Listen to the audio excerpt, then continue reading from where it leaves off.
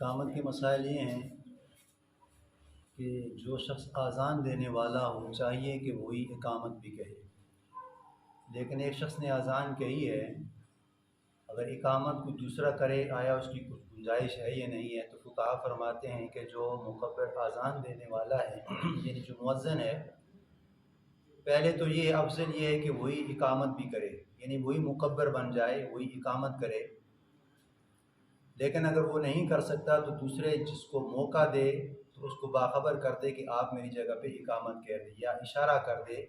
یا اس کو اشارتاً کنایتاً کہہ دے تو اجازت کے ساتھ وہ مکبر بن جائے، اقامت کہہ دے۔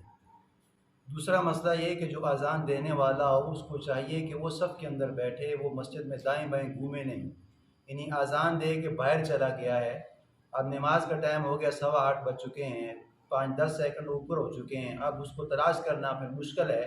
تو چاہیے کہ وہ مسجد کے اندر والے حال میں بیٹھا رہے تاکہ پھر اذان دینے والا وہی مکبر بن جائے، تاکہ ڈھونڈنے کی نوبت نہ پڑ جائے۔ لیکن تیسرا مسئلہ یہ کہ اگر وہ نہیں مل رہا تو بامر مجبوری گنجائش ہے کہ پھر کوئی بندہ مکبر بن جائے، اقامت کہہ دے۔ اب کیا اقامت کہنے والا اسی طرح کلمات دہرائے گا جس طرح اذان والے کلمات ہیں، اس کا جواب دے سکتا ہے یا نہیں دے سکتا؟ تو فقہا فرماتے ہیں کہ اذان میں سانس توڑنا ضروری ہے، یعنی جب اذان دی جاتی ہے تو ٹھہر ٹھہر کے اذان دینا، یہ سنت ہے، اللہ اکبر اللہ اکبر، یعنی سانس توڑے پھر اگلے کلمات کو ادا کرے، یہ تو اذان کا مسئلہ ہے۔ لیکن جب اقامت ہو رہی ہو تو فقہا فرماتے ہیں کہ وہاں سانس نہ توڑے،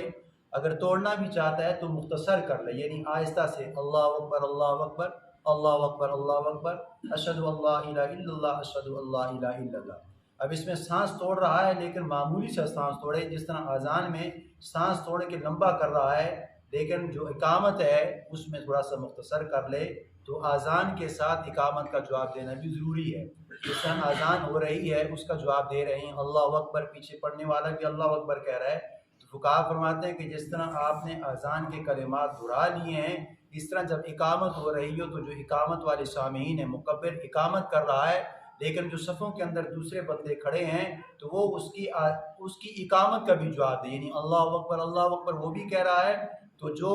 یعنی سارے سامعین جو نماز کے لیے آئے ہوئے ہیں، مقتدی صف باندھ کے کھڑے ہیں، تو فقہا فرماتے ہیں کہ ان کے لیے بھی جواب دینا یہ ضروری ہے۔ لیکن جب پہنچے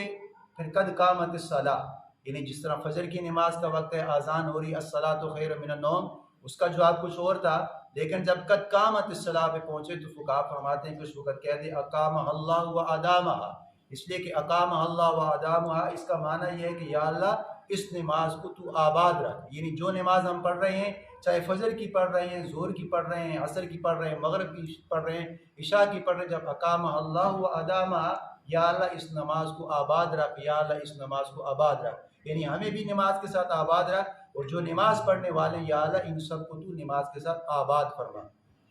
اور تیسرا مسئلہ یہ ہے کہ اقامت کا مطلب یہ ہے اقامہ یقیم اقامتاً، اس کا مطلب ہے کھڑی کرنا، اس لیے کہ جب اقامت ہو رہی ہو تو تمام لوگ صفوں کے اندر آ جائیں۔ اقامت کا مطلب ہے کھڑا ہو جانا، اس لیے کہ اقامت ہے کھڑا ہو گئے، یعنی کھڑے ہونے سے مراد ہے کہ اب نماز کا وقت ہے، تو سب سامعین جو آئے ہوئے ہیں مقتدی حضرات ان سے گزارش کی جاتی ہے کہ آپ صف کے اندر کھڑے ہو جائیں تاکہ صف سیدھی ہو جائے، اور پھر مکبر اس کی اذان کی یعنی اذان کے بعد جو اقامت ہے تاکہ اقامت بھی ہو جائے اور جو اس کے سامعین ہیں اس کا جواب بھی دے دیں۔ تو نبی علیہ الصلوۃ والسلام نے فرما دیا کہ اب جو اقامت ہے اس میں حی علی الصلاۃ بھی ہے، حی علی الفلاح بھی ہے، اب جو اذان کے وقت بھی حی علی الصلاۃ پہ دائیں طرف مڑ جائے، یعنی جو چہرہ ہے یہ دائیں طرف یوں گھمانا، اب چہرہ گھمانا شرط ہے، سینہ گھمانا شرط نہیں ہے، لیکن بعض حضرات جب اذان دیتے ہیں تو حی علی الصلاۃ، یہ جو سینہ ہے سینہ قبلے کی جانب ہونا چاہیے، چہرہ آپ کا تھوڑا سا یعنی پھر جائے، تو اذان کہتے وقت بھی چہرے کو پھیرنا ضروری ہے،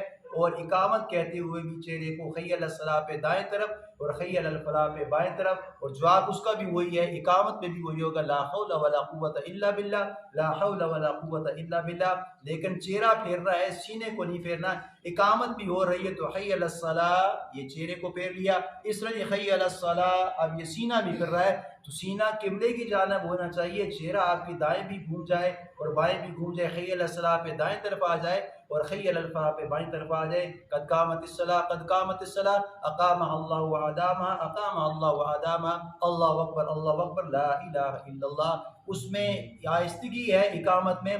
اذان میں جلدی نہیں، آہستگی ہے، اور جو اقامت ہو رہی ہوگی اس میں سانس نہ توڑے بلکہ جلدی جلدی سے اقامت کر لے، اور جو پیچھے سے جواب دینے والے ان کو بھی چاہیے کہ وہ اذان کا اقامت کا بھی ساتھ جواب دے دے۔